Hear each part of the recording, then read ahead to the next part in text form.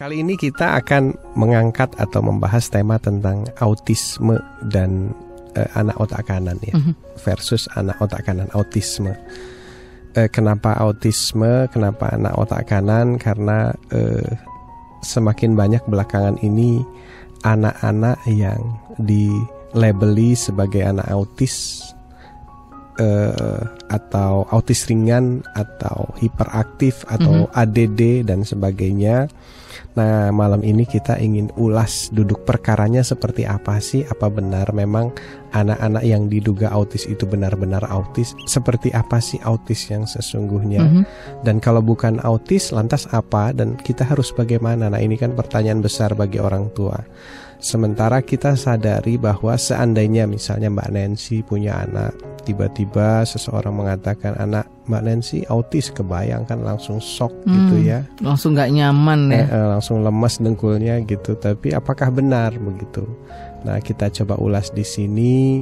Mudah-mudahan ini menjadi pencerahan bagi kita semua. Oke, nah kalaupun tuh banyak orang yang katakanlah tadi ini berasumsi ya anak kita seperti ini dan seperti itu. Nah ini sebetulnya apakah kita tetap berkecil hati ataukah tentunya ini membuat kita jadi sulit tidur? Nah ini justru yang perlu kita diskusikan lagi dengan diri kita sendiri. Tetapi nanti akan kita jadikan bahan diskusi kita selama kurang lebih 2 jam. Dan pastikan ada juga bisa berbagi dengan kita karena kita juga ingin tahu. Nah kalau misalnya ada yang mengatakan hal seperti itu, nah kita perlu tahu sebetulnya gejala apa ini ya. Dan lantas bagaimana sebetulnya kita memahami anak-anak kita supaya orang tidak menduga-duga atau berasumsi apa yang mereka lihat gitu ya, seperti yang mereka lihat atau seperti yang mereka duga. Baik, Ayah, kita kembali lagi ke ulasan kita tentang autisme versus anak otak kanan. Nah ini kan seringkali ketika kita tadi katakanlah jalan-jalan begitu, lalu anak kita dilihat lebih unik begitu dari yang mungkin biasanya kita lihat. Nah itu langsung kan banyak sekali asumsi-asumsi yang mungkin kita langsung hadapi seperti itu. Nah ini sebagai orang tua katakanlah yang menghadapi hal ini langsung, apa sih sebetulnya yang mungkin perlu juga tadi kita hadapi, kita sikapi begitu kan? Bukan berarti ini membuat kita akhirnya sulit tidur dan akhirnya juga jadi punya asumsi yang sama seperti itu. Ya, yang pertama kita perlu paham dulu apa sih autisme itu gitu, karena autisme ini kan masih istilah yang sangat awam dan belum terjelaskan dengan baik. Nah, saya sendiri waktu itu mengenal autisme pertama pada saat kenal dengan seorang dokter ya, yang kebetulan waktu itu bersahabat karena sama-sama dokternya juga pengajar. Beliau cerita tentang anaknya. Dan kebetulan waktu itu ya saya sudah berkecimpung tentang dunia anak, tapi saya masih belum paham tentang autis. Nah, bercerita tentang anaknya, ya bercerita dengan gejala anaknya, dan sampai bercerita pada akhirnya anaknya itu mengikuti pengobatan di sana dan katanya ini autis.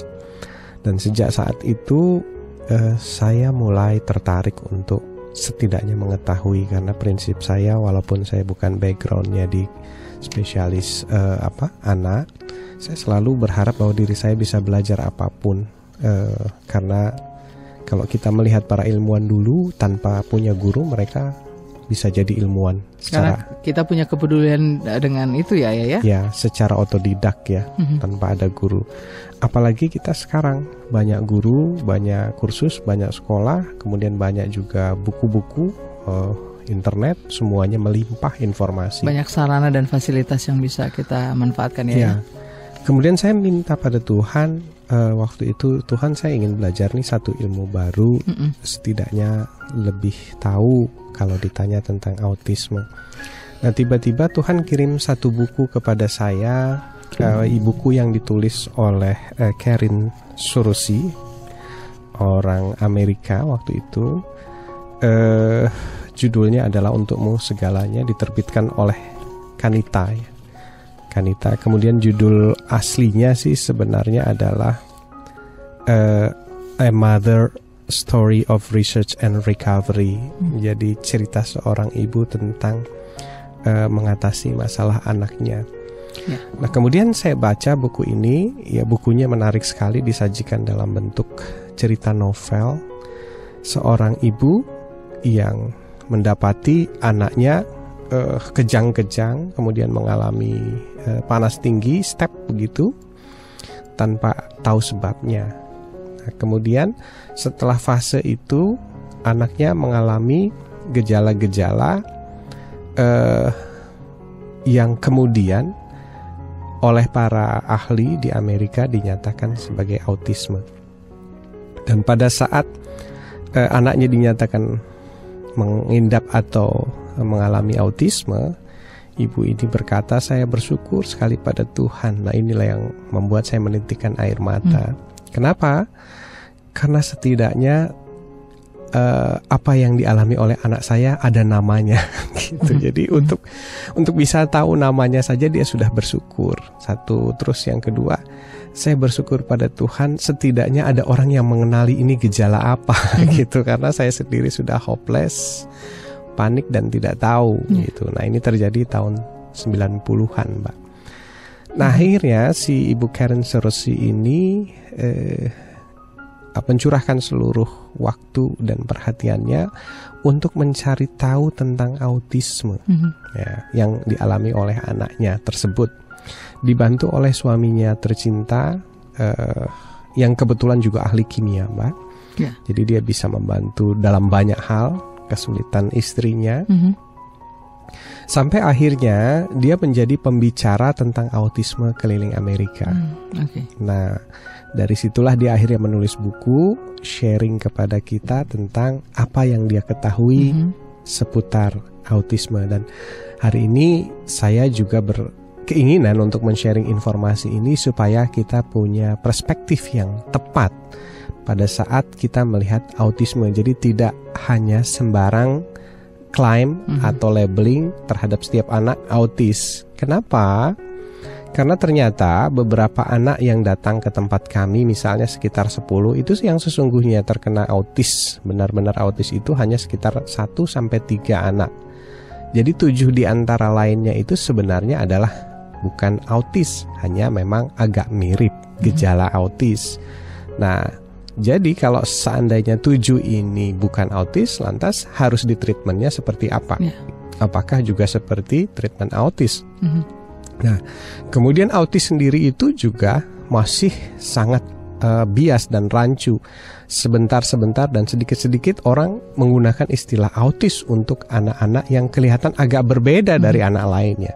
Padahal kita harus jeli melihat perbedaan. Apakah perbedaan ini emang mengarah ke autis atau bukan? Begitu, jangan kita pukul rata bahwa semua anak yang berbeda dari anak yang satu yang normal maka disebut autis.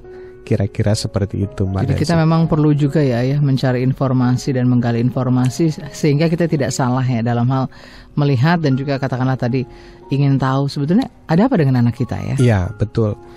Nah, dari ceritanya Bu Karen Serosi ini, dia bercerita bahwa awalnya anaknya biasa-biasa saja ya, normal, aktif, tidak ada keluhan sama sekali.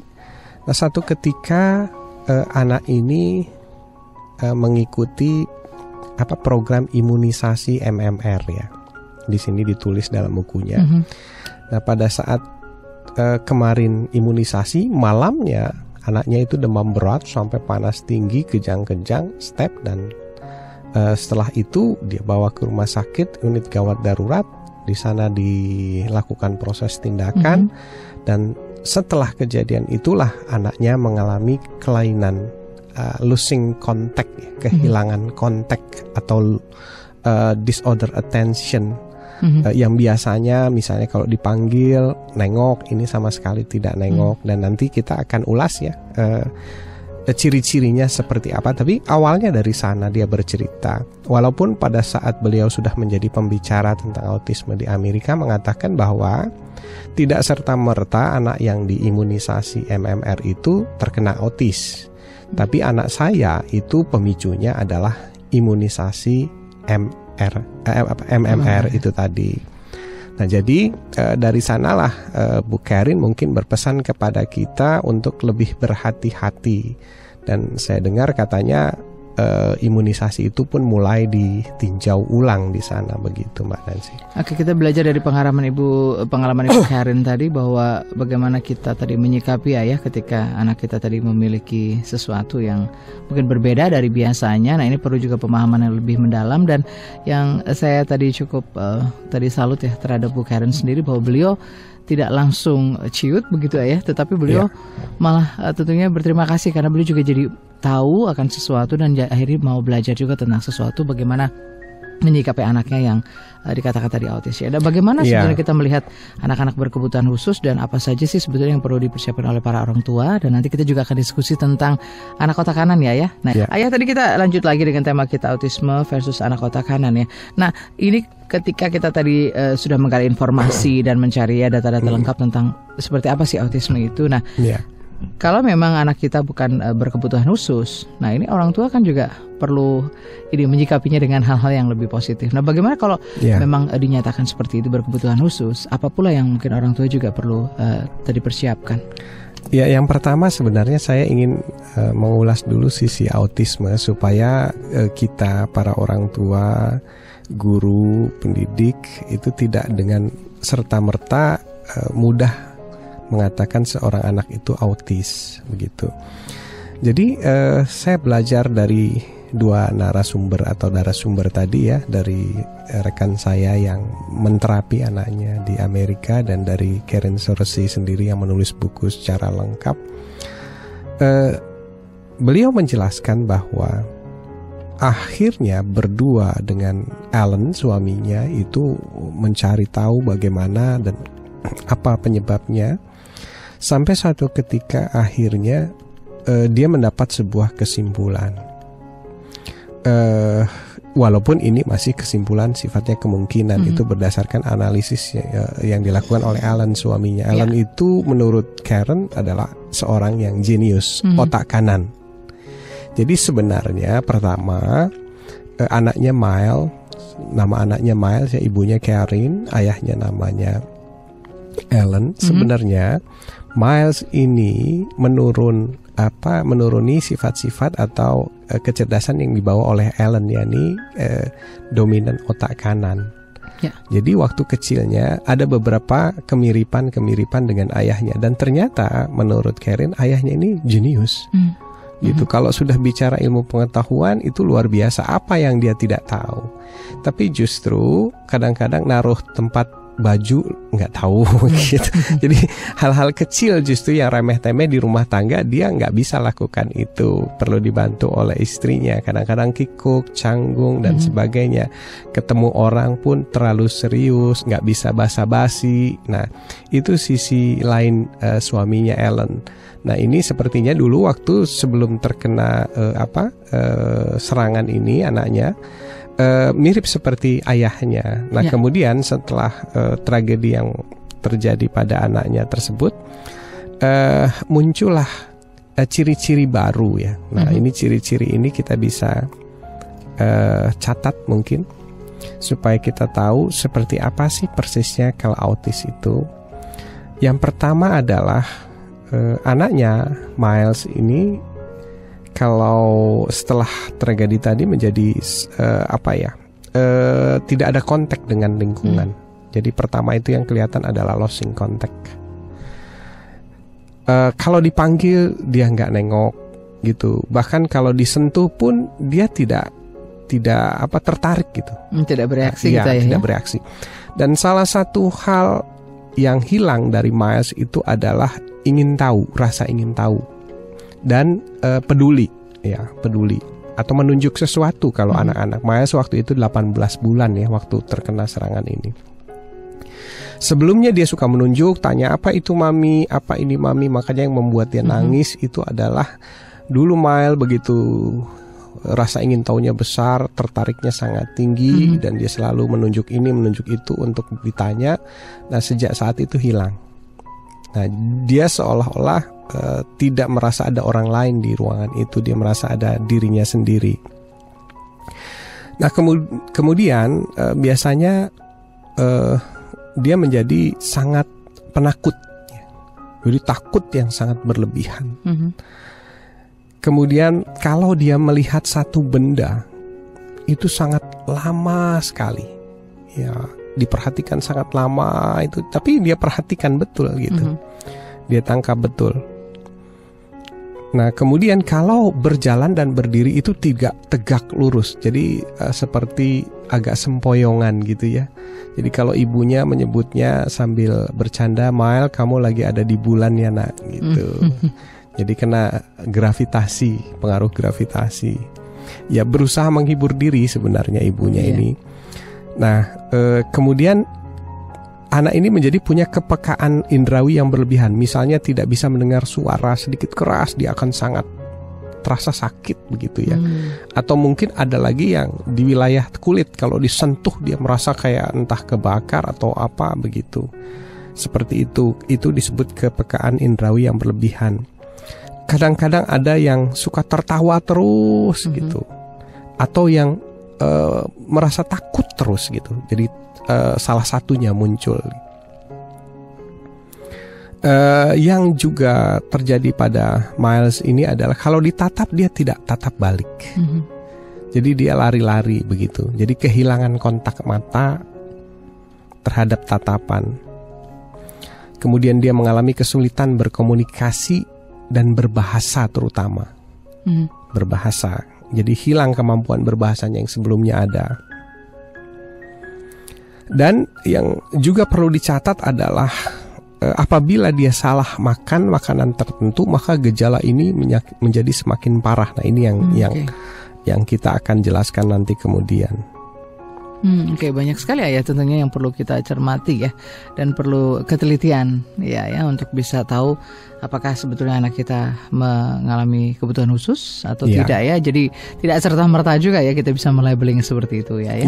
Dan nanti kita juga pasti akan juga mengulik tentang bagaimana sebenarnya kita memahami apa beda dari anak autisme dan juga anak otak kanan ya. Tadi ada beberapa ciri yang ayah sebutkan, itu ciri-ciri baru dari autisme.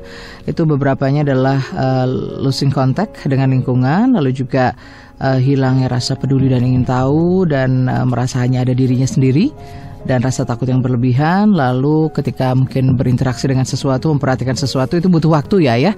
Jadi cukup lama begitu. Dan ada beberapa di antaranya yang juga cukup menonjol, itu tidak bisa mendengar suara yang keras. Lalu ada kepekaan indrawi tadi ya. Jadi memang lebih sensitif dan lebih peka jadinya. Baik Nana, ini masih kita buka kesempatan untuk Anda yang juga ingin diskusi tema kita. Silahkan, karena line telepon maupun SMS kami buka untuk Anda. Dan untuk Anda yang ingin menjawab kuis berapa lama program Indonesian Strong From Home ini kita hadirkan dan kita tayangkan di Smart FM, ini jawabannya bisa Anda kirimkan melalui SMS antar saja di 0812 11 12 959. Jangan lupa sebut nama dan juga kota tempat tinggal Anda. Kita ada telepon ya. Halo, selamat malam. Selamat malam Mbak Nancy. Selamat malam, Bapak dari siapa, di mana Pak? Edi Siahaan di Jakarta. Pak Edi, oke, silakan Pak Edi. Ya, selamat malam Ayah Edi. Selamat malam Pak Edi, silakan. Ya, terima kasih banyak nih pencerahan selama ini secara umum ke Smart FM Team ya, manajemen. Saya sangat senang ini Pak, banyak pembicara-pembicara yang mengedukasi kita secara umum maupun personal. Ya. Terima kasih Pak Edi. Mohon doanya Pak Edi biar kita diberikan kesehatan. Terima kasih bila dapat manfaatnya. Silakan Pak. Betul, secara khusus Ayah Edi juga saya sebenarnya kalau mau jujur ikut acara ini saya baru semenjak 2008 lah saya ikut sebagai stasiun terus Smart FM, jadi banyak yang mengedukasi. Walaupun ada pertanyaan tadi saya dapat dari websitenya, saya bisa jawab ada di situ, itu karena saya sering baca di situ tapi nggak hafal. Cuman kalau stasiun saya baru sejak belakangan ini, 3 tahun belakangan ini atau 4 tahun belakangan. Ya, luar biasa Pak. Gini, Heidi, kebetulan anak saya yang pertama itu umurnya sudah 13 tahun. Itu dulu didiagnosa sebagai ADHD ya, ADHD. Nah, pertanyaan saya adalah ketika itu ada psikolog di beberapa rumah sakit di Jakarta, saya waktu itu bawa beberapa rumah sakit. Tidak ada yang menyebutkan autis, hanya tapi kalau saya baca-baca banyak buku termasuk keterangan-keterangan, memang saya tidak bisa pastikan apa tidak ada autis. Yang faktanya adalah anak saya sekarang berbicara kurang tepat, jadi boleh dibilang tidak 100%. dan memang ADHD, keterlambatan mental, tidak sepintar dengan anak-anak seusianya. Okay. Nah, pertanyaan saya, Ayah Edi, apakah masih bisa disempurnakan ini anak saya yang saya bilang pertama kurang pintar, secara IQ juga saya bawa tes IQ juga kurang pintar seperti apa contohnya, Pak? Mungkin bisa lebih spesifik, Pak. Lambat, Pak. Lambat. Dalam hal apa? Menghitung lambat. Lambat menghitung. Membaca, menggabungkan kata-kata lambat, harus mempelajari sesuatu juga harus berulang-ulang. Iya. Memorinya sangat minim. Kalau menurut saya minim karena ya itu tadi lupa dia. Jadi kalau kelebihannya apa, Pak? Dia ingat sesuatu, misalnya kalau pergi ke satu tempat dia ingat. Oh iya, betul. Kalau dia ingat semua yang sudah kita suruh, misalnya saya bilang sepatumu di sini, akan taruh di situ terus. Berarti daya ingatnya sebenarnya kuat ya, Pak ya? Untuk hal tertentu, makanya saya jadi memorinya bukan rendah berarti ya? Iya, dalam hal tertentu, dalam hal pelajarannya tadi dia lupa. Misalnya kalau menuliskan nama sampai hari ini pun dia harus melihat contohnya. Ya. Untuk menuliskan nama. Baik. Jadi saya pikir saya kurang mengerti, ada beberapa hal tidak bisa generalisir itunya. Apapun yang saya menurut saya duga terhadap dia tidak bisa digeneralisir. Jadi misalnya tadi benar dalam satu hal dia lupa, satu hal yang lain dia ingat. Misalnya sandal itu atau sepatu, pakaian itu harus rapi dia. Sementara mungkin adiknya nggak rapi, dia nggak boleh dekat pintu, harus ada sepatu. Dia begitu bagus gitu. Baik. Dalam hal pelajarannya itu dia untuk pengetahuan begitu. Jadi apakah ini bisa katakanlah tadi ini, Pak ya, menjadi lebih baik begitu ya? Mungkin bagaimana caranya ya? Iya. Baik, Pak Edi Syahan, terima kasih Pak. Terima kasih. Interaksinya. Tadi ada pertanyaan yang cukup menarik ya dari Pak Edi Syahaan. Nah, beliau juga ingin tahu bagaimana menyikapi anak beliau, anak pertama beliau yang sudah usianya 13 tahun dan pernah didiagnosa ADHD. Nah, ini gimana ya kita melihat beberapa ciri-cirinya, lalu juga tadi melihat hal-hal yang lain juga, sehingga mungkin tidak langsung pada diagnosa yang seperti itu dimaksudkan. Ya baik, Pak Syahaan. Jadi saya sejak baca bukunya Karen Serosi ya tahun 9 berapa ini saya lupa.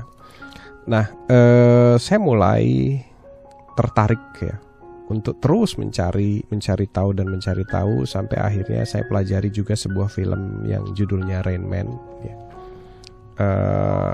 Yang bercerita tentang fenomena Savan.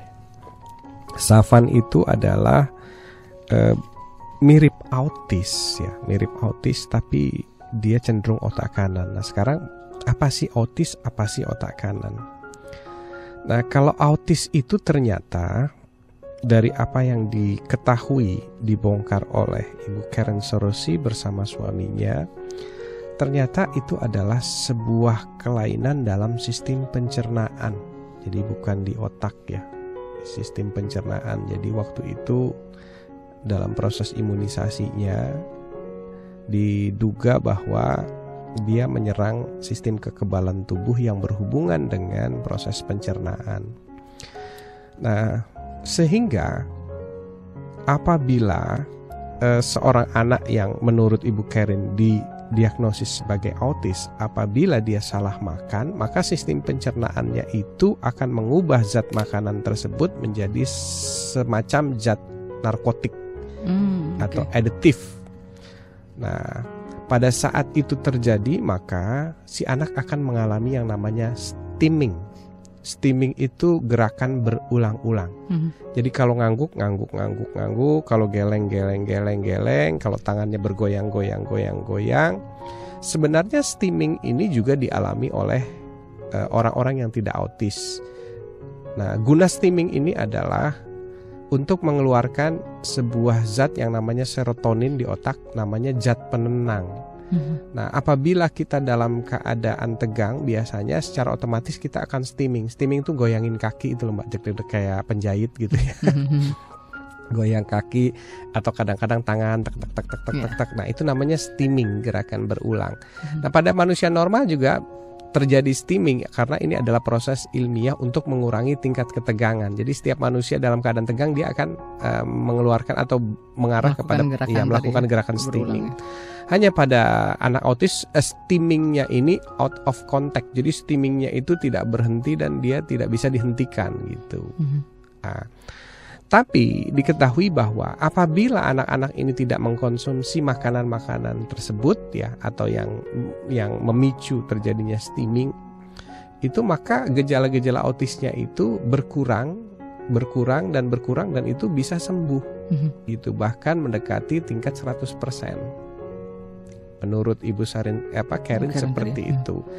Dan menurut penjelasan kawan saya juga yang anaknya terapi di Amerika, di sana itu setelah ketahuan autis yang dilatih adalah pengenalan makanan, diet makanan plus sama daftar makanan yang dihindari.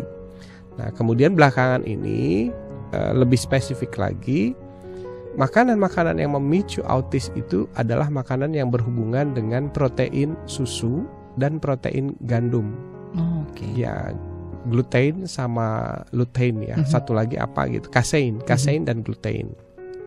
Nah, ini sedikit atau sekecil apapun jumlahnya itu bisa memicu stimming pada anak-anak yang didiagnosis autis gitu. Jadi pada saat kawan saya cerita anaknya ini menghafal list makanan, kemudian dia melakukan diet ketat terhadap itu, ya dia bisa seperti anak normal biasa gitu. Pada akhirnya kembali lagi seperti anak normal. Nah itulah yang saya pahami atau yang kita pahami dari penjelasan dua tokoh yang anaknya mengalami autis. Oke, jadi kalau tadi katakan dari pengalaman Pak Edi Syahaan sendiri memang perlu juga ya berdiskusi dengan orang-orang yang memang tentunya tahu dan paham betul ya. Ya ini harus jelas dulu begitu. Nah jadi kalau saya misalnya ditanya tentang apakah anak saya autis atau tidak, ya biasanya saya bilang susunya minum susu apa? Apakah susu sapi atau tidak? Kemudian coba saja minum susu sapi, apa ada efek atau tidak. Jadi kalau misalnya diberi minum susu sapi, dia tidak stimming, ya itu kemungkinan besar bukan autis. Nah kadang-kadang kita nggak tahu sebabnya apa. Nah karena kita nggak tahu, jadi disebutnya autis saja deh. Gitu. Jadi autis ini kadang-kadang juga mewakili ketidaktahuan kita untuk menyebut ini gejala apa gitu. Nah disitulah rancunya, pada akhirnya autis itu jadi rancu gitu. Padahal autis sendiri menurut Bu Karen di Amerika itu adalah khusus untuk yang stimming yang berhubungan dengan dua makanan tadi. Jadi mungkin pola makan dan pencernaannya ya. Ya. Nah kemudian kalau kita bicara lebih lanjut, ternyata kalau bukan autis apa dong kan gitu ya.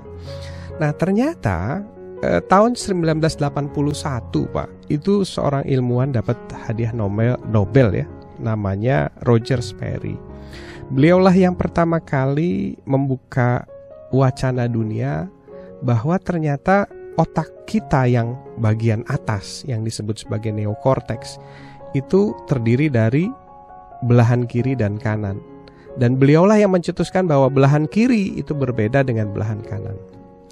Kemudian belahan kiri dan belahan kanan itu mempunyai fungsi yang bertolak belakang.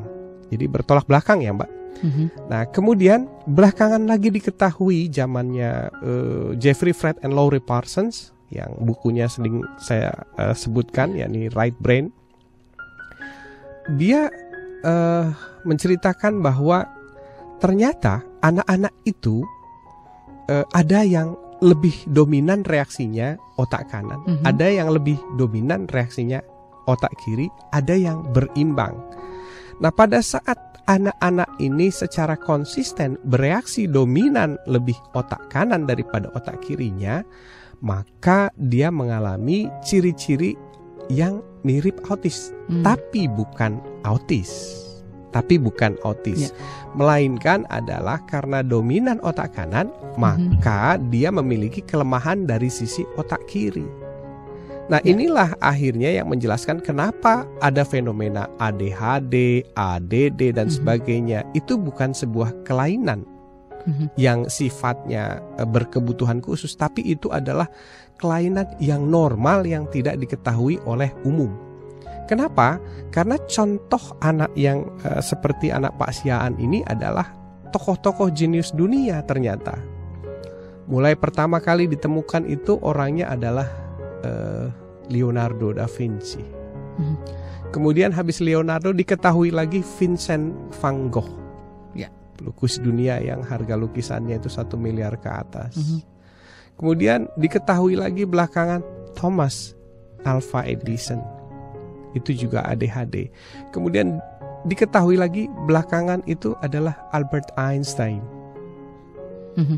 Nah, lantas kalau memang dia jenius ya, kenapa waktu kecilnya itu dikatakan bodoh, lambat, susah diajari, kalau baca sering ketinggalan huruf atau terbalik-balik. Nah, disinilah yang kita perlu pahami, bahwa pada saat kita melihat anak kita, kita harus melihat bahwa sistem kendali tubuhnya itu dikendalikan oleh otak. Nah, pada saat dia bereaksi setiap hari, kita harus mengukur kira-kira ciri-ciri yang dimunculkan seperti apa. Kalau ciri-cirinya yang dimunculkan itu sejak kecil dia sudah pandai berbahasa. Kemudian sejak kecil dia kalau bicara itu runtut jelas sekali, kita bisa pahami.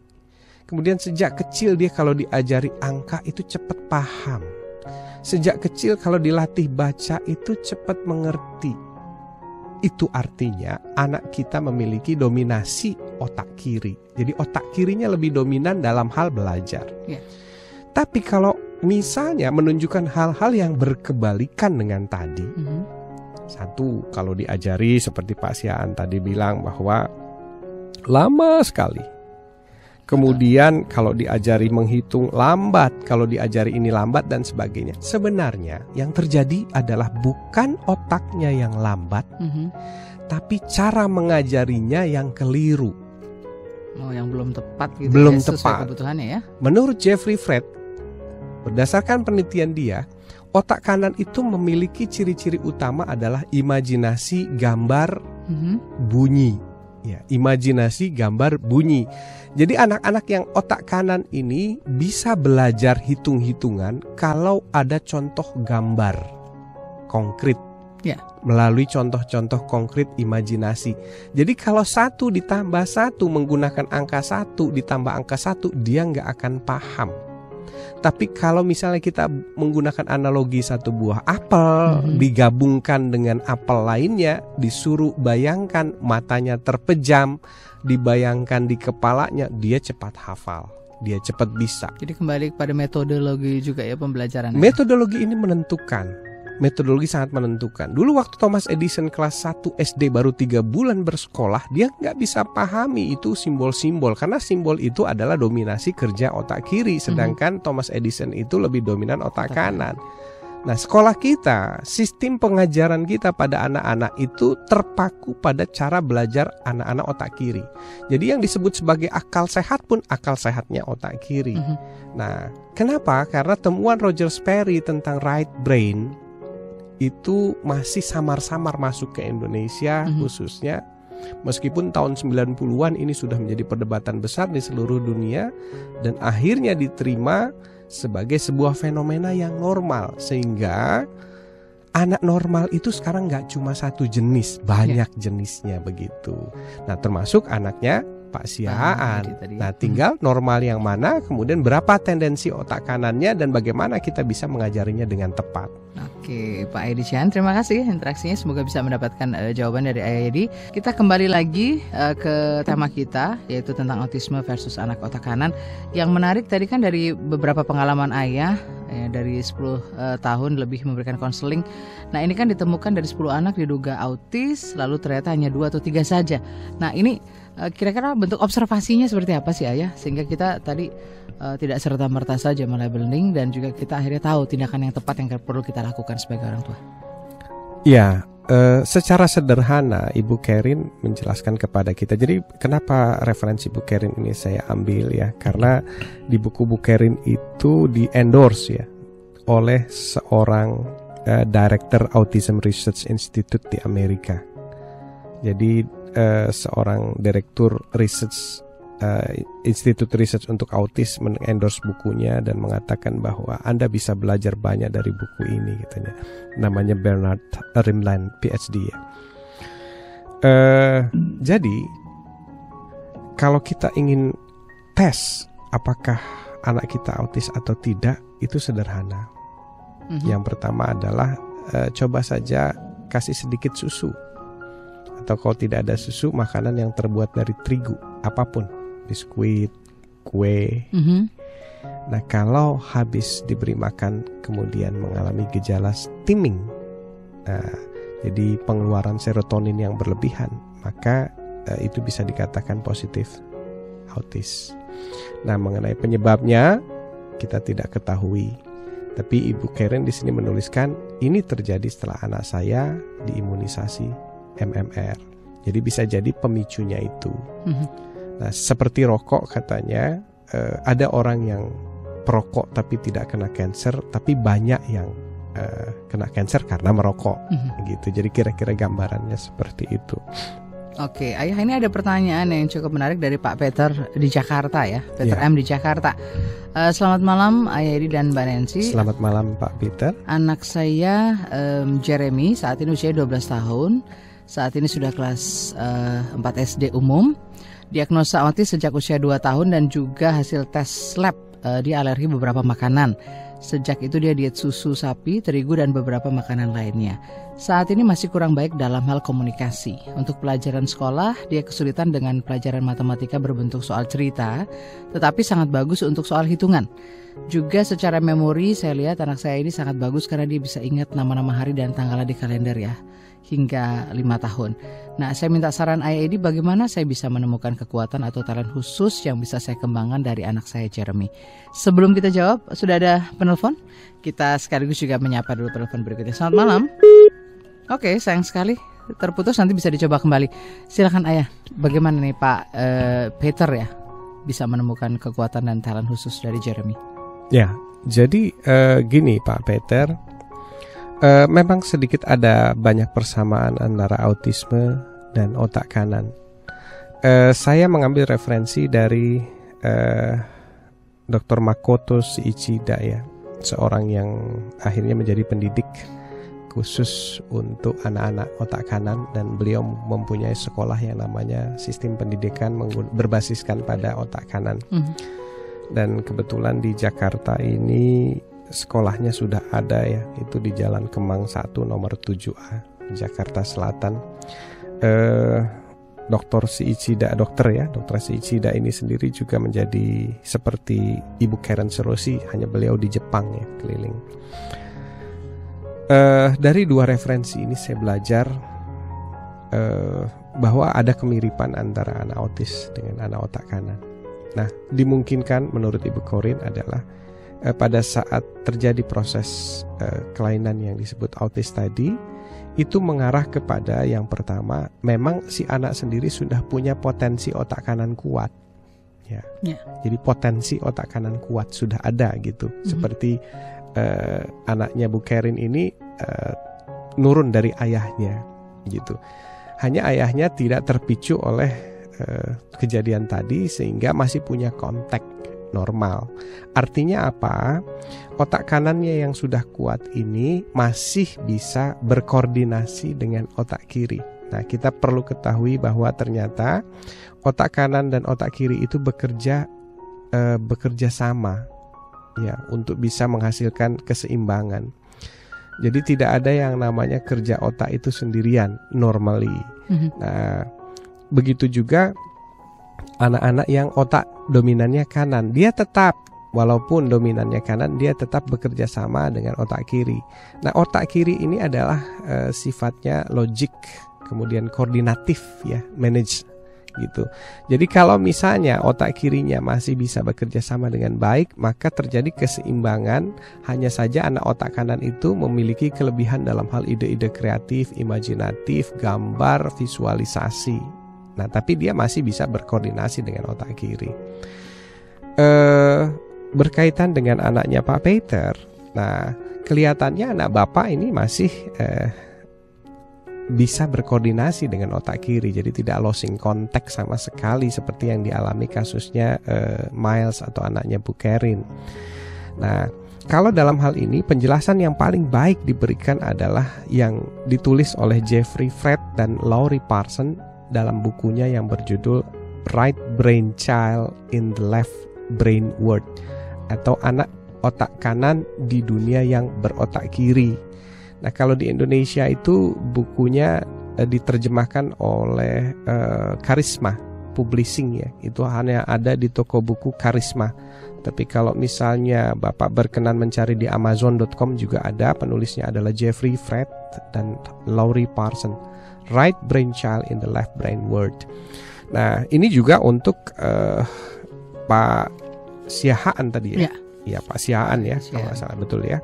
Pak Siahaan juga perlu memiliki buku ini karena Jeffrey Fred adalah anak yang otak kanan dominan dan dia banyak mengalami masalah di sekolah, dikatakan lambat, ini dan sebagainya, sampai akhirnya dia menemukan, dia mempelajari dari tokoh-tokoh otak kanan bahwa memang otak kanan itu cara belajarnya beda dengan otak kiri. Dia sistemnya merekam gambar dulu, perlu waktu lama dulu, baru pada akhirnya dia menyimpan semua memori dan dia gunakan. Jadi kalau dalam sejarah Einstein itu kelas 1 SD bermasalah, kemudian SMP bermasalah, SMA bermasalah. Kenapa dia dinyatakan bermasalah? Karena mungkin gurunya menilai dia dengan otak kiri, sementara dia belajar dengan otak kanan. Pada masa SD, SMP, sampai SMA inilah Einstein merekam semua rumus-rumus, merekam semua informasi pengetahuan. Dan pada saat kuliahlah itu diolah dengan sangat baik, sehingga Einstein itu jenius pada saat dia mulai kuliah. Begitupun yang terjadi pada Bill Gates ya. Bill Gates itu sampai disebut namanya sindrom Bill Gates, Asperger syndrome ya. Sama juga kira-kira seperti itu. Jadi kita patut sadari bahwa justru bukan anaknya yang kita persalahkan atau diterapi, tapi orang tuanya yang belajar bagaimana sih otak kanan ini merekam, merecord, dan belajar. Dan cara-cara itu dituangkan dengan detail oleh Jeffrey Fred dalam bukunya tadi. Dia mereverse kepada ahli-ahli sebelumnya termasuk Albert Einstein. Oke, semakin lengkap ini jawabannya ya. Semakin banyak juga informasi yang kita dapatkan. Dan ini ada beberapa pertanyaan juga yang ingin kita diskusikan seputar autis dan juga versus otak kanan yang jadi tema kita malam ini. Yang pertama saya mau baca dari Bu Haryudi di Cibinong. Ini beliau bilang, saya pernah baca di blog ayah nih tentang teknik mengetahui dominan otak kanan atau kiri dengan cara menyatukan dua tangan seperti memohon. Lalu lihat ibu jari mana yang ada di atas. Nah, apakah itu cukup akurat? Karena anak saya ternyata ibu jari kanannya lebih nyaman di atas ayah. Tapi kok sifatnya tidak seperti anak dominan otak kanan ya? Dari Bu Tia Haryudi di Cibinong. Ya, begini Bu, itu hanya menguji kecenderungan-kecenderungan ya. Jadi menurut Roger Sperry, otak kanan itu mengendalikan bagian kiri. Otak kiri mengendalikan bagian kanan. Jadi kalau tangan kanan kita bergerak ke atas, itu yang mengendalikan otak kiri. Kalau tangan kiri kita bergerak ke atas, yang mengendalikan otak kanan. Makanya kalau kita ingin tahu apakah anak kita lebih dominan otak kiri atau otak kanan, kita lihat kecenderungan kesehariannya seperti apa. Nah, salah satu kecenderungannya adalah dia lebih suka menggunakan tangan kiri untuk menulis, untuk mengambil, untuk apapun. Nah, kemudian yang lain-lain lagi, misalnya kalau kita orang dewasa ya, ingin tahu apakah kita cenderung dominan kiri atau kanan, salah satunya pakai ibu jari tadi. Memang ibu jari tidak akurat. Kenapa? Karena bisa jadi kecenderungan asli kita itu sudah diintervensi pada saat kita dulu kecil oleh pola didik kita yang awam. Misalnya begini ya, anak kita seperti anak saya Dimas itu sangat kanan, makanya dia sangat kuat sekali tangan kirinya. Nah, tapi kita kan punya budaya, punya culture, katanya tangan kiri itu tangan kurang baik atau kurang sopan atau tangan apalah begitu. Tangan kanan tangan manis gitu ya. Tangan kanan tangan manis ya. Kiri kurang manis gitu. Iya, dan sebagainya. Kemudian akhirnya anak-anak itu dilatih, ayo salamannya pakai tangan kanan, ayo nulisnya pakai tangan kanan, ayo ininya pakai tangan kanan. Nah, sehingga otaknya agak bingung ini. gitu. Faktor alamiahnya dia terintervensi, jadi agak bingung. Nah, kadang-kadang itu yang menyebabkan keaslian kita hilang.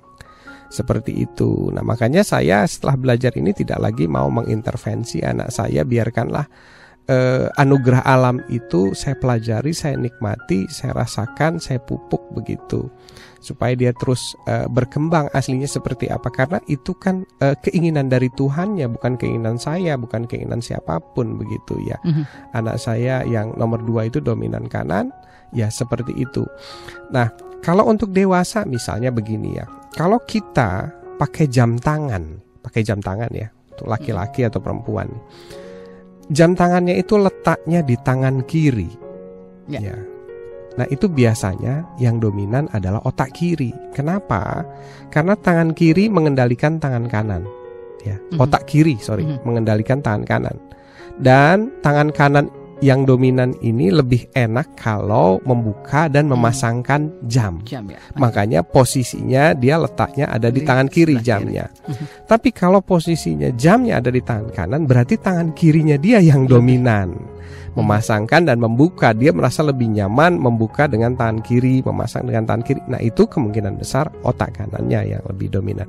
Jadi itu membaca kecenderungan demi kecenderungan. Tetapi perlu observasi yang lebih detail lagi. Iya, ya? Makanya ya kita perlu melakukan itu. Melakukan hal yang lebih mendalam lagi. Bu Tia, terima kasih. Sudah ada penelpon juga ya yang ingin gabung lagi dengan kita. Halo, selamat malam. Selamat malam. Dari siapa, di mana Ibu? Ibu Nia di Pekanbaru. Ibu Nia Pekanbaru, silakan Ibu. Selamat malam Ayah Hedi. Selamat malam Bu Nia, apa kabarnya? Alhamdulillah sehat. Ayah benar kabarnya? Ya sehat Bu. Ya gini ya, putra saya nih yang nomor 2 ya, insya Allah nih 15 September nanti 4 tahun. Iya. Seperti yang Ayah bilang itu, dia apa-apa pakai tangan kiri gitu kan. Iya. Makan tangan kiri, kadang nerima pemberian juga tangan kiri gitu. Iya. Itu kadang memberikan pengertian kepada orang tua yang suka bilang tangan kanan kayak gitu. Bagaimana ya? Kadang mereka itu kan belum tahu kalau yang dominan tangan kiri itu berarti otak kanannya yang dominan kayak gitu kan. Iya. Nah, itu bagaimana supaya memberitahukannya dengan cara yang gak tersinggung gitu. Oke, ya. Baik, itu saja Bu. Ya. Terima kasih Bu Nia di Pekanbaru. Silakan ya. Ya, seperti yang ditulis oleh bukunya Jeffrey Fred, bahwa kita ini hidup di dunia otak kiri. Jadi kanan itu seolah-olah bersalah, keliru, kurang manis, kurang bagus begitu. Ya, menurut Jeffrey Fred sudah saatnya lah sekarang kita semua mengedukasi masyarakat sejak ditemukannya tahun 1981 oleh Roger Sperry tentang fungsi otak kiri dan otak kanan, dan ada pesan Tuhan melalui otak kiri dan otak kanan. Maka yang saya lakukan di rumah terhadap mertua saya, pertama saya jelaskan, nggak apa-apa Bu, pakai pakai tangan kiri, karena tangan kiri itu menggerakkan tangan kanan, otak kiri itu menggerakkan tangan kanan. Terus saya jelaskan begini, sampai sekarang akhirnya mertua saya sudah bisa menerima. Jadi saya jelaskan juga kalau di luar negeri itu tidak ada tangan baik, tangan buruk, yang ada adalah dominant hand gitu ya. Jadi tangan yang lebih dominan yang mana, kiri atau kanan. Jadi dominan kan tidak berarti buruk ya gitu. Kalau di kita kan ada tangan baik, ada tangan bagus, ada tangan manis, berarti sisanya nggak manis gitu. Pada Tuhan memberikan dua-duanya ya. Iya, setara begitu kira-kira. Jadi memang kita harus sabar menjelaskan itu. Dan kalau saya sih dalam batin saya selalu saya tanamkan bahwa ini adalah perbuatan berpahala loh. Setiap ucapan kita, penjelasan kita yang diterima oleh orang secara akal dan dia sadar mengikutinya, ya ini sebuah tabungan pahala buat kita. Ya termasuk misalnya mulai dari mertua saya, orang-orang dekat saya jelaskan. Jadi siapapun yang mencoba mengintervensi anak saya jelas nggak apa-apa tangan kiri, tangan kiri. Untuk informasi selengkapnya ya. Iya, kira-kira seperti Bu Nia itu. Pekanbaru, terima kasih. Kita lanjut lagi ke penelpon berikut. Masih ada penelpon berikutnya. Halo, selamat malam Smart FM. Halo, selamat malam. Iya, selamat malam. Dari siapa, di mana Ibu? Ibu Sumi dari Bekasi. Ibu Sumi Bekasi, silakan Ibu. Iya, saya mau tanya gini Ayah. Iya Bu. Saya punya anak usia 13 tahun. Iya. Aduh, pokoknya sedih banget deh. Kenapa ini, Bu? Ayah, orang menganggapnya tuh Abi itu autis gitu. Namanya Abi. Abi. Iya. Iya. Kenapa dianggapnya autis Bu? Iya, karena dari ciri-ciri itu ya. Sudah pernah diberi susu sama ibu? Sampai sekarang dia masih minum susu. Susu sapi? Iya. Terus dia steaming nggak Bu? Goyang-goyang? Iya, justru itu yang membuat dia seperti itu tuh, orang-orang menganggap autis tuh karena ada gerakan-gerakan yang steaming seperti itu ya. Kalau minum susu? Saya belum tahu ya. Kalau diberhentiin akan berhenti, kayaknya sama aja dah ya. Tidak sama Bu. Oh gitu ya? Iya, tidak sama. Jadi diet untuk glutein sama kasein ya. Jadi terigu sama susu.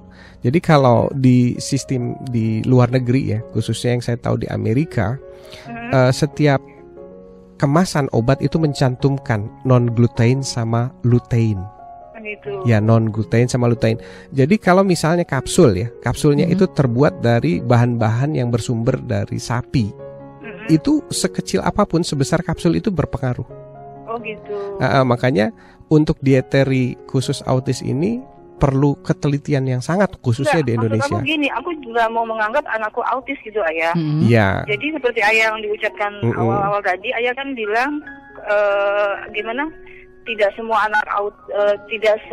anak berperilaku seperti autis. Maksudnya steaming itu bisa juga enggak gitu loh. Iya. Gimana kira-kira? Tapi memang di sekolah sangat didiskriminasi lah. Pokoknya dari 27 anak, ya Abi itu nomor 24. Iya. Tapi dia eranya ingat gitu ya. Apa yang diajarin dia ngerti. Iya. Ya, terlepas dari apakah itu autis atau tidak ya Bu ya. Jadi yang pertama adalah kalau steaming itu menurut rekan saya juga Dr. Karen Ibu Karen Serosi, ya pencegahannya adalah dieteri makanan. Terserah kita mau mengakui autis atau tidak. Tapi penyebabnya itu adalah makanan yang mengandung protein susu dan protein terigu. Gitu. Selebihnya kita cari tahu lagi nanti dari ahlinya lebih, ya.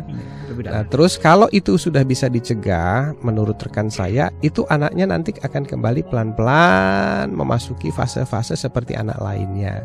Gitu. Nah, pada saat itulah ibu belajar. Nah, ini ada 2 buku nih yang bagus nih. Yang pertama bukunya Jeffrey Fred tadi.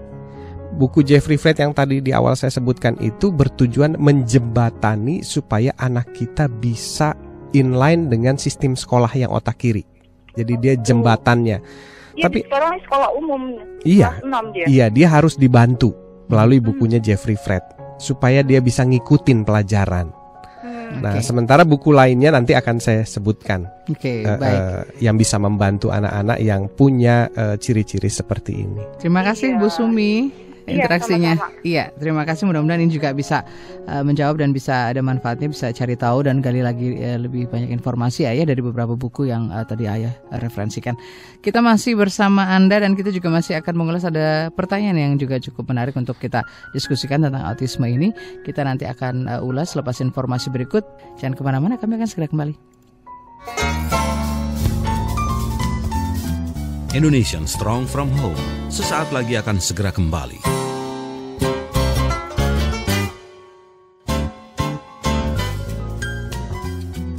Kita masih bersama Anda, terima kasih waktu Anda untuk mendengarkan program ini dan semoga di 1 jam kurang lebih 15 menit tadi sudah banyak manfaat yang bisa Anda dapatkan dan kita masih punya 1 sesi lagi untuk menyelesaikan program kita malam hari ini yang mengulas tentang autisme versus anak otak kanan. Kita ada pertanyaan dari yang berikut, ada Ibu Eka di Cilengsi. Ayah, selamat malam, Assalamualaikum. Selamat malam, Waalaikumsalam Bu Eka. Saya punya keponakan yang autis dan memang benar-benar semua ciri yang seperti Ayah katakan. Dan saat ini sudah berusia 12 tahun. Dan saat ia tantrum sering tentunya memukul diri sendiri dan orang lain. Dan emosinya memang sangat tidak terkontrol. Ia hanya bisa berhenti tantrum jika ditangani oleh ayahnya. Dan itu pun dengan cara maaf, kekerasan. Nah, ada tidak Ayah cara yang tepat untuk mengatasi anak seperti ini saat dia tantrum tanpa kekerasan dan bagaimana cara mengatasi anak autis di masa puber? Terima kasih jawabannya. Baik Bu Eka, luar biasa sekali pertanyaannya. Ini pertanyaan yang dikirim Tuhan buat kita ini. Begini Bu Eka, saya kalau ditanya tentang autis tidak terlalu banyak tahu tentang penanganan autis ya Bu ya, karena memang bukan ahli autis. dan tidak berusaha mendalami ke sana. Tapi saya selalu berusaha untuk mencari tahu dan bagaimana bisa menolong. Dan Tuhan selalu memberikan jalan ternyata, Bu.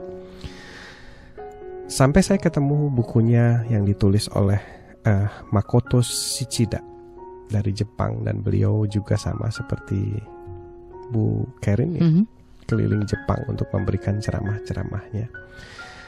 Beliau adalah seorang yang sangat tertarik sekali dengan cara kerja otak kanan. Jadi melakukan penelitian sendiri dan akhirnya membuat sekolah, juga membuat semacam terapi-terapi untuk permasalahan anak-anak otak kanan, akhirnya termasuk anak-anak autis. Nah, ternyata penjelasan dari beliau begini, Bu. Otak kanan kita itu sebenarnya adalah otak alamiah manusia. Pada awalnya sebelum bahasa ditemukan, manusia berkomunikasi dengan otak kanan, dan pada saat kita menggunakan otak kanan dominan, maka kita lebih dekat dengan Tuhan, kita lebih dekat dengan alam, kita bisa berkomunikasi dengan binatang dan sebagainya. Itu adalah fakta menurut beliau. Sampai di akhirnya ditemukan bahasa, otak kiri manusia berkembang dan akhirnya mendominasi. Nah, sekarang abad milenium ini ternyata ditemukan fenomena bahwa kita arahnya kembali lagi ke otak kanan, keseimbangan, membuat equilibrium atau keseimbangan baru. Nah, kemudian beliau mengatakan, setelah membuat sekolah, melakukan uji coba terapi, ternyata bahwa otak kanan itu memiliki kemampuan yang ajaib, ya, mirip dengan kemampuan yang kita anggap ada pada Tuhan. Misalnya kemampuan penyembuhan, kemampuan ini, kemampuan itu dan sebagainya. Nah, caranya begini, Bu, menurut beliau ya. Apabila kita ingin merubah perilaku anak-anak autis atau membuat kondisinya menjadi lebih baik, maka gunakanlah otak kanan kita untuk membayangkan kondisi apa yang kita inginkan dari dia. Berubah dari yang sekarang ke yang nanti kita inginkan. Itu bisa dilakukan oleh salah satu anggota keluarga kita yang kebetulan juga kalau bisa dominan otak kanan. Dr. Makoto mengatakan semakin kita bisa membayangkan itu, pertama bayangannya semakin jelas, semakin sering, maka menurut pengalaman beliau dalam waktu 3 bulan itu banyak sekali anak-anak autis yang mengalami perubahan sangat signifikan. Dari kehilangan kontak sampai punya kontak, bayangin. Ya. Dan beliau mengatakan inilah sebuah keajaiban anugerah Tuhan yang sebenarnya disisipkan melalui tubuh manusia tapi lupa digunakan. Nah, alangkah lebih baiknya lagi bagi ibu-ibu tadi yang mendengarkan dan Pak Peter, kemudian Bu Umi dan sebagainya. Nanti kalau anaknya sudah dapat kontak, akan jauh lebih hebat lagi kalau anaknya yang bersangkutan dibimbing untuk melakukan proses imajinasi tadi. Ambil contoh begini, kalau misalnya dia tidak bisa menggerakkan tangan kanan, dia tinggal membayangkan saja dia bisa menggerakkan tangan kanan perlahan, dan itu bisa kejadian tangan kanannya bisa bergerak, gitu. Jadi sampai seajaib itu menurut si Shichida ya. Hanya memang dibutuhkan sebuah konsentrasi yang sangat penuh, kemudian proses imajinasi yang hidup. Jadi persis seperti hidupnya layar film. Di sana ada warnanya, di sana ada gerakannya. Jadi semakin itu bisa dibayangkan persis seperti layar film, itu semakin bisa menjadi kenyataan. Nah, teknik-teknik ini masih langka sebenarnya dan masih baru dikenal. Dan beliau sendiri kalau nggak salah sekolahnya di Jakarta itu baru tingkat TK ya. Tingkat TK, saya nggak tahu apakah ini sudah SDA-nya ada. Saya punya buku ini tahun 2010 begitu. Sekarang sudah 3 tahun. Ya, teknik-teknik ini bisa kita gunakan. Hanya masalahnya, problematik kita menurut Dr. Shichida adalah kita udah biasa dilatih akal sehat itu otak kiri. Jadi waktu saya menjelaskan tentang teknik-teknik ini, banyak yang mempertanyakan, itu mistis, itu magic, itu nggak mungkin dan sebagainya. Nah, itulah yang membuat penghalang terbesar bagi penyembuhan anak-anak autis atau yang ciri-cirinya mendekati autis. Nah, si Ichida menegaskan bahwa begitu banyak sudah saya membuktikan, testimonialnya dia tulis di buku ini, semua dari orang tua yang mengalami perubahan mukjizat seperti tadi. Dan banyak sekali yang tertolong dan bersyukur. Dan saya bermimpi suatu ketika saya ketemu beliau dan bisa belajar banyak tentang otak kanan. Oke, terima kasih buat Bu Eka ya di Cilengsi, dan semoga bisa mendapatkan manfaat dari jawaban ayah. Jadi imajinasi ya Bu ya, kalau lagi dia tantrum ya, siapa yang paling kuat imajinasinya di keluarga itu ya. Kalau ibu ternyata imajinasinya paling kuat, bayangkan dari kondisi tantrum itu ibu inginkan kondisinya seperti apa. Itu bayangkan. Semakin sering dibayangkan semakin hidup, nanti lihat ibu perubahannya dalam 3 bulan. Oke, baik. Masih ada satu lagi ayah ya yang bisa kita lengkapi jawabannya. Dan terima kasih juga untuk Ica yang sudah menjawab 3 Januari 2006. Lalu juga terima kasih untuk Rudita di Surabaya. Jawabannya katanya 10 tahun lebih program Ayah Edi. Yes. Oke, kita ke pertanyaan dari yang berikut. Seorang ibu di Cilacap. Maaf nih ayah, misal kita memberikan tes autis dengan cara tadi memberikan susu, reaksi stimming yang terjadi itu akan berapa lama, dan hilang reaksi stimmingnya apakah itu akan bisa berlangsung sendiri? Apa perlu mungkin katakanlah tadi pengobatan tertentu? Setiap anak sih beda-beda ya. Setiap orang beda-beda reaksi stimmingnya. Kemudian dari jumlah gramnya juga akan beda-beda. Tapi rata-rata antara setengah jam sampai 1 jam. Tapi kalau misalnya ada yang lebih dari itu ya, itu adalah ya itu yang saya tadi katakan, tiap anak berbeda. Tapi kalau saya cenderung ya tidak untuk memberikan obat-obatan antidepresan dan sebagainya untuk menghilangkan gejala tadi. Jauh lebih baik kita tunggu saja sampai gejalanya mereda atau kalau mungkin menghilang, dan setelah itu kita jelaskan kepada dia untuk melakukan tindakan-tindakan preventif. Jadi salah satu yang dilakukan oleh kawan saya ini adalah anaknya ya setiap hari diajak diskusi tentang makanan, dikasih list, bahkan kalau dia pergi sekolah itu di kantongnya masih ada daftar makanan yang boleh dan tidak boleh gitu. Kemudian anaknya juga dilatih selalu tanya ini terbuat dari apa gitu. Kemudian ada unsur apanya. Kemudian pihak sekolah juga dijelaskan bahwa anak saya alergi ya. Nyebutnya sih lebih baiknya alergi ini. Nah, supaya pihak sekolah bisa memahami gitu. Anak saya sensitif terhadap ini. Nah, so far sih dengan teknik yang dilakukan. Jadi kita punya 3 teknik. Yang pertama adalah teknik pantang makanan, yang kedua adalah teknik menjembatani, bagaimana supaya dia bisa ikut sekolahnya, bisa beradaptasi dengan sistem otak kiri yang ada di sekolahnya, dan teknik si Ichida tadi imajinasi. Nah, itu kita kombinasikan 3-tiganya untuk membantu anak kita. Dan saya sendiri belum melihat langsung testimonialnya si Ichida, tapi surat-surat dari para orang tua di sini dilampirkan di buku yang menunjukkan bahwa metode si Ichida ini works ya, berhasil untuk siapa yang mempercayainya dengan keyakinan penuh. Dari situ kan kita bisa menemukan metodologi baru bagaimana sebetulnya tentu tadi pola pembelajaran yang tepat ya untuk anak-anak otak kanan, dan tentunya di saat yang sekarang ini. Ya. Baik, Mas Yani udah gergetan itu mau ngasih tanda saya disuruh berhenti ya. Baik, terima kasih untuk yang sudah berinteraksi dan menjawab kuis kami tentang berapa lama program Indonesian Strong From Home ini kami tayangkan di Smart FM. Terima kasih Pak Rudita, Pak Bahari Penajam, katanya sih sudah 9 tahun, semoga memberi manfaat selalu dan jadi barokah. Amin. Amin, mudah-mudahan. Dan juga ada Pak Roni Iskandar dari Cimahi, minggu pertama Januari 2006, 6 tahun 8 bulan. Dan pemenangnya siapa ya? Siapa Mbak Dan Nancy? Tareng. Pemenangnya adalah Pak Teddy ya. Pak Teddy ini Pak Teddy Agus Tanjung Priok. Selamat malam Edi. Ini jawabannya sejak bulan April 2005, jadi sudah 7 tahun 5 bulan. Nah, ini yang betul-betul mendekati benar ya. Mendekati ya. Dan selamat untuk Pak Teddy Agus. Anda berhak mendapatkan buku Membangun Indonesia yang Kuat dari Keluarga. Nanti kita akan konfirmasi melalui telepon kembali di nomor yang Anda sampaikan. Dan terima kasih tentunya untuk semuanya yang sudah berpartisipasi, berinteraksi. Ya, mudah-mudahan bermanfaat ya. Dapat penghargaan ya. Terima kasih buat apresiasinya ya terhadap program ini dan semoga banyak manfaatnya. Amin, mudah-mudahan. Kita ketemu lagi di lain kesempatan. Mungkin satu quote buat penutup jumpa kita ya. Ya, saya yakin kalau kita mau pasti bisa dan selalu ada jalan. Jadi jangan pernah berhenti untuk berusaha dan jangan pernah berhenti untuk mendengarkan talkshow kita dan berinteraksi dengan kita.